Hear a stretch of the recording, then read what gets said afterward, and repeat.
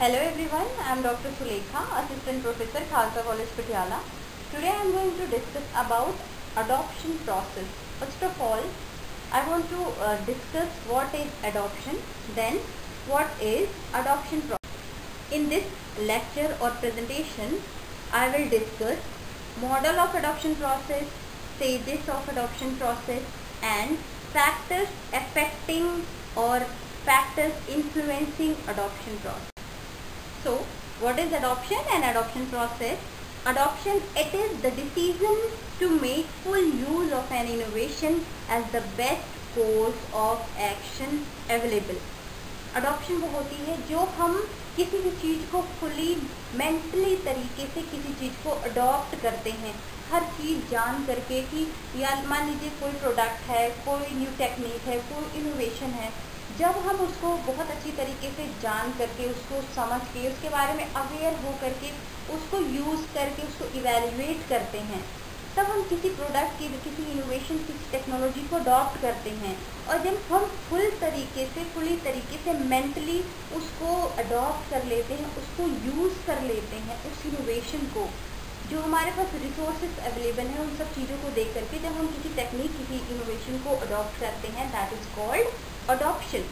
Then adoption process, it is decision making process goes through a number of stages before making a final decision.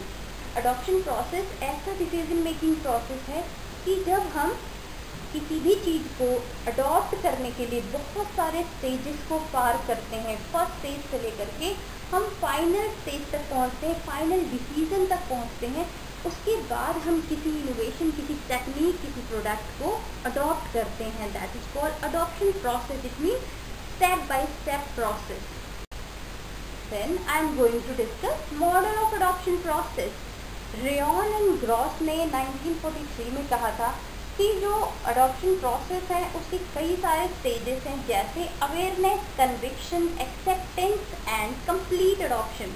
उन्होंने ये कहा था कि कोई भी इनोवेशन है, कोई टेक्निक है, कुछ भी कोई प्रोडक्ट है, उसके बारे में सबसे पहले हमें अवेयर होना चाहिए. विभिन्न सूत्र विभिन्न सोर्सेज से जो हमारे आसपास अवेलेबल हैं, जिसको हम ले सकते हैं, जिससे जान सकते हैं, उससे इंफॉर्मेशन ले करके हमें उस चीज़ के बारे में अवेयर होना चाहिए. कोई भी जो टेक्निक है, जो नया इनोवेशन है, उसके बारे में हम अवेयर हो करके उसके बाद हम उसको कन्विक्ट करें, उसको एनालाइज करें कि क्या ये जो इनोवेशन है ये या फिर ये जो टेक्निक है ये हमारे लिए कितनी यूज़फुल है, कितना क्या हम इस चीज़ को देख सकते हैं, ले सकते हैं, अफोर्ड कर सकते हैं, इसे हमारे लिए बेनिफिशियल है या नहीं, उसको कन्विक्ट करते हैं. उसके बाद हम उसको एक्सेप्ट करते हैं कि भाई हम ये हमारे लिए यूज़फुल है, बेनिफिशियल है, तो हम उस चीज़ को अडॉप्ट करते हैं, एक्सेप्ट करते हैं. उसके बाद फिर हम कंप्लीट अडॉप्शन मतलब फुल मेंटली तरीके से हम उस चीज़ को अडॉप्ट करते हैं. तो इन्होंने यही कहा था रेयन एंड ग्रॉस ने कि हम कोई भी इनोवेशन के बारे में या कोई टेक्नोलॉजी के बारे में जब जानते हैं या जब लेने के लिए सोचते हैं तो हम सबसे पहले उसके लिए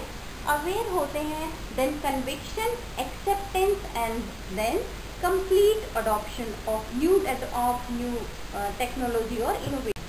according to Bill Kenning model in 1953, the adoption of a specific practice is not the result of single decision to act, but series of action and thought decision. They told obtaining information of any technique or innovation, then conviction. It means you adopt to some innovation or technology physically as well as mentally.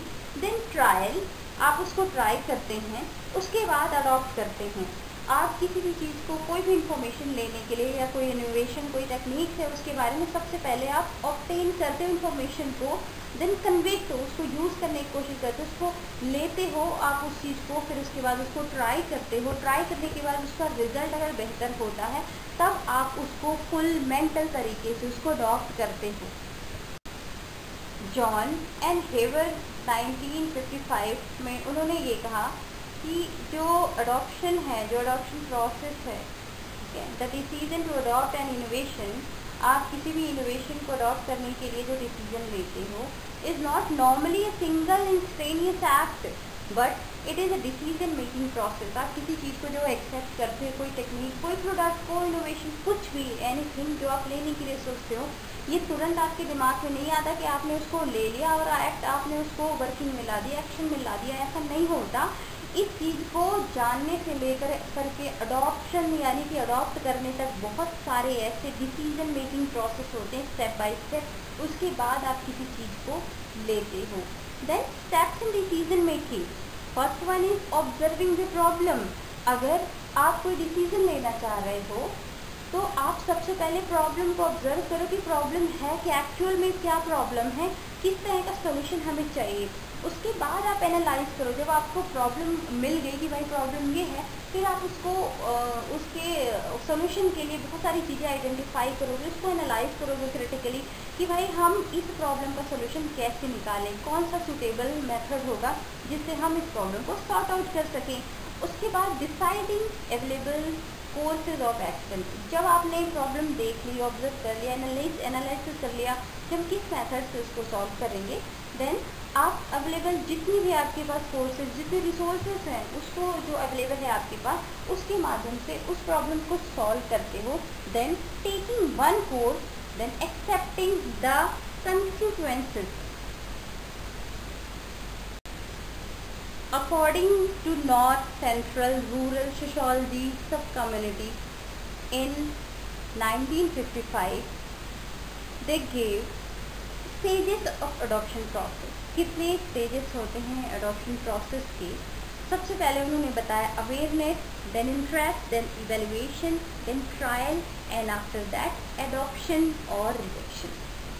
तो मैं सबसे पहले आपको ये बताऊंगी कि भाई अगर हम किसी चीज़ को अडॉप्ट करते हैं, which I already told in previous slide, कि हम कोई भी इनोवेशन, कोई टेक्निक होती है, उसके बारे में सबसे पहले हम अवेयर होते हैं।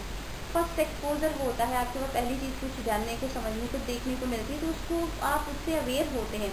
उसके बाद जब आप किसी चीज़ को जान लेते हैं, तभी आपका इंटरेस्ट क्रिएट होता है, इंटरेस्ट डेवलप होता है, आप उसके बारे में और जानने की कोशिश करते हैं और इंटरेस्ट धीरे धीरे डेवलप होता है कि भाई हम इस चीज़ को ले सकते हैं या नहीं ले सकते। जब इंटरेस्ट आपका हो गया तो आप उसको अच्छी तरीके से उसके बारे में अवेयर होना चाहेंगे। उसके बाद हम इवैल्यूएट करते हैं कोई भी प्रोडक्ट, कोई इनोवेशन, कोई टेक्निक कुछ भी लेते हैं।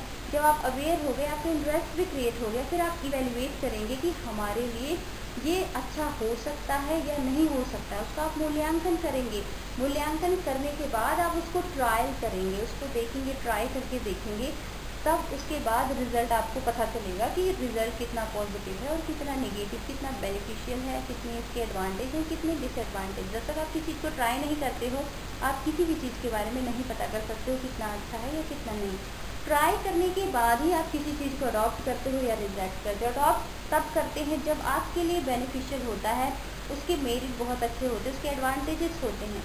और अगर कोई इनोवेशन, कोई टेक्निक, कोई प्रोडक्ट को आप रिजेक्ट करते, इट मीन्स कि उसके अंदर कमी है, वो आपके लिए यूज़फुल या बेनिफिशियल नहीं है, तब हम उस चीज़ को रिजेक्ट करते हैं। तो स्टेजेस जो होती है अडॉप्शन प्रोसेस की, डिफरेंट जो ऑथर है उन्होंने अलग अलग तरीके से अपनी बातें कही हैं, लेकिन जो नॉर्थ सेंट्रल रूरल सोशियोलॉजी सब कम्युनिटी है, इन्होंने इसको 6 स्टेप में और 5 स्टेप में बता दिया कि किसी भी इनोवेशन को जानने के लिए सबसे पहले अवेयर होना चाहिए, इंटरेस्ट डेवलप होना चाहिए, उसको इवैल्यूएट करना चाहिए, उस सिचुएशन को, उस इनोवेशन टेक्निक को, फिर ट्राई करके उसके बाद हम उसको अडॉप्ट कर सकते हैं या रिजेक्ट करें।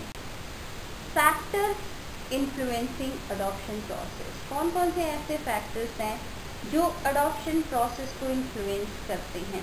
एवरेट और रोगर ने हमें बात बताई। उन्होंने सबसे पहले ये कहा कि रिलेटिव एडवांटेजेस, कुछ ऐसे रिलेटिव एडवांटेजेस हैं, ये भी एक फैक्टर है जो अडॉप्शन प्रोसेस को इन्फ्लुएंस करते हैं। जब हम हमारे कोई भी प्रोडक्ट, कोई भी प्रोसेस जो हम देखते हैं, इनोवेशन टेक्निक, जब उसके बारे में हम रिलेटिव एडवांटेजेस देखते हैं, तब हम इंटरेस्ट डेवलप करते हैं और उसको ट्राई और इवैल्यूएट करते हैं। ठीक है, तो कुछ ऐसे फैक्टर हैं जिसमें रिलेटिव एडवांटेज, दिन कंपैटिबिलिटी, देन कॉम्प्लेक्सिटी, ट्रायबिलिटी, ऑब्जर्वेबिलिटी, ये 5 ऐसे फैक्टर्स हैं जो हमारे अडॉप्शन प्रोसेस को इन्फ्लुएंस करते हैं।